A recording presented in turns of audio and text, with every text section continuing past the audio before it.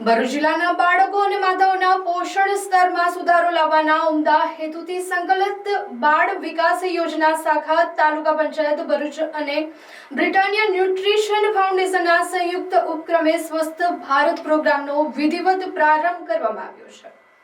આ પ્રોગ્રામનો પ્રારંભ ભરૂચના પશ્ચિમ સેજાના વોર્ડ નંબર 1-4, વોર્ડ નંબર 1-5, નનુમિયા અને લીમડી ચોક નવી વસાહત ખાતેથી કરવામાં આવ્યો હતો। આ પ્રસંગે માનનીય પ્રોગ્રામ ઓફિસર CDPO તથા બ્રિટાનિયા ન્યુટ્રિશન ફાઉન્ડેશનની ટીમ ખાસ ઉપસ્થિત રહી હતી।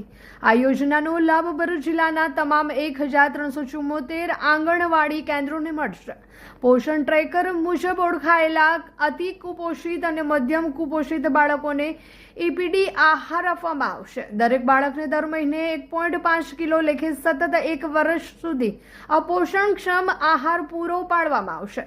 ઝઘડિયા, વાલિયા અને નેત્રંગ આ 3 તાલુકાના 309 આંગણવાડી કેન્દ્રોમાં બાળકોના વજન અને ઊંચાઈ મુજબ બાળકોની ઓળખ કરી તેમને પણ સમાન ધોરણે EPD આહારનો લાભ અપાશે।